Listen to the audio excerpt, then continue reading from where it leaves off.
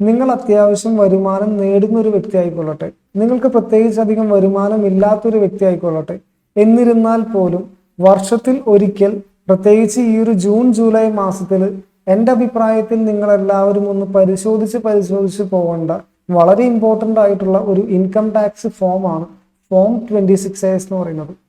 എന്തുകൊണ്ടാണ് ഇത്രയും hype form 26A കൊടുക്കുന്നതെന്ന് വെച്ച് കഴിഞ്ഞാൽ, ഇൻകം ടാക്സ് കളക്ഷൻ മെത്തേഡുകളായ TDSഉം TCSഉം വഴി നിങ്ങളുടെ കയ്യിൽ നിന്നും പിടിച്ചെടുത്ത ടാക്സ് എമൗണ്ടുകളെല്ലാം നമുക്ക് കൃത്യമായിട്ട് കാണാൻ പറ്റുന്ന ഒരു സ്ഥലമാണ് ഈ ഫോം 26A എന്ന് പറയുന്നത്. ഇതിനെ ആനുവൽ ടാക്സ് സ്റ്റേറ്റ്മെന്റ് എന്നും കൂടി പറയും. കാരണം ഇതൊരു ബാങ്ക് സ്റ്റേറ്റ്മെന്റ് പോലെ തന്നെ ഇന്ന ഡേറ്റിൽ ഇന്ന പേയ്മെന്റ് നടത്തിയപ്പോൾ ഇത്ര രൂപ നിങ്ങളുടെ കയ്യിൽ നിന്നും ടാക്സ് പിടിച്ചു എന്ന് കാണിക്കുന്ന ഒരു സ്റ്റേറ്റ്മെന്റ് ആണിത്. എന്തുകൊണ്ടാണ് ഇത് ഇത്ര ഇമ്പോർട്ടൻ്റ് ആവണമെന്ന് വെച്ച് കഴിഞ്ഞാൽ, കഴിഞ്ഞ കുറച്ച് വർഷങ്ങളായിട്ട് നമ്മുടെ ഇൻകം ടാക്സ് ഡിപ്പാർട്ട്മെന്റ് ഈ TDSന്റെയും TCSന്റെയും പ്രൊവിഷൻ ഇങ്ങനെ വലുതാക്കിക്കൊണ്ടിരിക്കുകയാണ്. ഇതിന്റെ ഭാഗമായിട്ട് തന്നെയാണ് നിങ്ങൾക്ക് സാലറി കിട്ടുമ്പോൾ, അല്ലെങ്കിൽ കമ്മീഷൻ കിട്ടുമ്പോൾ, ഇൻട്രസ്റ്റ് ഇൻകം കിട്ടുമ്പോൾ, ഡിവിഡൻഡ് കിട്ടുമ്പോൾ, ഒരു കോൺട്രാക്ട് ഫീസ് കൊടുക്കുമ്പോൾ, ഒരു പ്രൊഫഷണൽ ഫീസ് കൊടുക്കുമ്പോൾ, ഓൺലൈനിൽ ഗെയിം കളിച്ച് നിങ്ങൾക്ക് പൈസ കിട്ടുമ്പോൾ, റിയാലിറ്റി ഷോയിൽ പങ്കെടുത്തിട്ട് നിങ്ങൾക്കൊരു ഗിഫ്റ്റ് എമൗണ്ട് കിട്ടുമ്പോൾ, നിങ്ങൾക്കൊരു ലോട്ടറി അടിക്കുമ്പോൾ, 10 ലക്ഷത്തിന് മുകളിലേക്ക് ഒരു കാറ് വാങ്ങിക്കുമ്പോൾ, 7 ലക്ഷത്തിന് മുകളിലേക്ക് വിദേശത്തേക്ക് പണം അയക്കുമ്പോൾ എന്നിങ്ങനെ നീണ്ട് നിവർന്ന് കിടക്കാണ് ഈ TDSന്റെയും TCSന്റെയും പ്രൊവിഷൻ എന്ന് പറയുന്നത്. ഇത്തരത്തിൽ നിങ്ങളുടെ കയ്യിൽ നിന്നും പിടിക്കുന്ന TDSഉം TCSനും കുറിച്ച് നിങ്ങൾക്ക് വലിയ ധാരണയില്ല എന്നുള്ളതാണ് മറ്റൊരു സത്യം.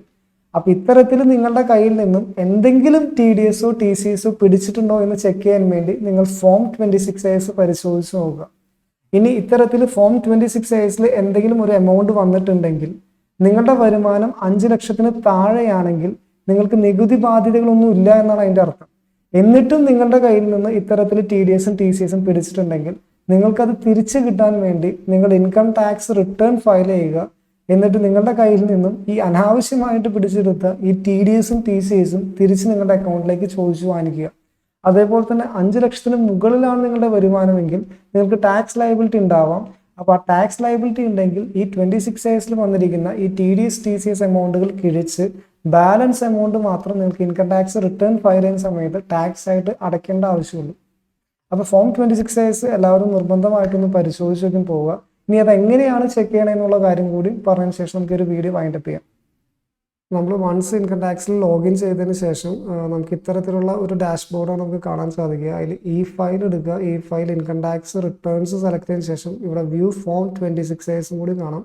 അതിൽ ക്ലിക്ക് ചെയ്യുക. ക്ലിക്ക് ചെയ്യുമ്പോൾ നമ്മൾ ട്രേസസ് എന്ന് പറഞ്ഞ വേറൊരു വെബ്സൈറ്റിലേക്ക് റീഡയറക്റ്റ് ആവുന്നതാണ്. അതിൽ ഐ അഗ്രി കൊടുത്തതിന് ശേഷം പ്രൊസീഡ് ക്ലിക്ക് ചെയ്യുക. പ്രൊസീഡ് ക്ലിക്ക് ചെയ്തതിന് ശേഷം നമുക്ക് ഇവിടെ view tax credit form 26A എന്ന് പറഞ്ഞിട്ട് കാണാം. അതിലും ക്ലിക്ക് ചെയ്യുക. അതിനുശേഷം അസസ്മെന്റ് ഇയർ സെലക്ട് ചെയ്യുക. നമ്മുടെ റെലവൻറ്റ് അസസ്മെന്റ് ഇയർ എന്ന് പറയുന്നത് 2023-24 റെപ്രസെന്റ് ചെയ്യുന്ന ഫിനാൻഷ്യൽ ഇയർ എന്ന് പറയുന്നത് 2022-23 അപ്പോൾ അത് ക്ലിക്ക് ചെയ്തതിനു ശേഷം ഇവിടെ വ്യൂ ആസ് HTML എന്നുള്ള ഓപ്ഷൻ ക്ലിക്ക് ചെയ്യുക. വ്യൂ ഓർ ഡൗൺലോഡ് കാണാം, എക്സ്പോർട്ട് ആസ് PDF കാണാം. അതിൽ ക്ലിക്ക് ചെയ്ത് കഴിഞ്ഞാൽ നമ്മുടെ ഫോം 26A എന്ന് പറയുന്നത് ഇപ്പോൾ ഒരു PDF ഫോർമാറ്റിൽ നമുക്കിവിടെ അവൈലബിൾ ആയിട്ട് കാണാം. ഇതിപ്പോൾ TCSൽ വർക്ക് ചെയ്യുന്ന ഒരു വ്യക്തിയുടെ TDS പിടിച്ച ഡീറ്റെയിൽസ് നമുക്കിത് കാണാൻ സാധിക്കുക. ഇതിൽ 12 മാസം സാലറി ക്രെഡിറ്റ് ആയിരിക്കുന്നത്, അതിൻ്റെ ഡേറ്റ്, ആ സാലറി ക്രെഡിറ്റ് ആയിട്ടുള്ള എമൗണ്ട്, എത്ര ടാക്സ് ആണ് പിടിച്ചിരിക്കുന്നത് അതിൻ്റെ എമൗണ്ടും കാണാൻ സാധിക്കും.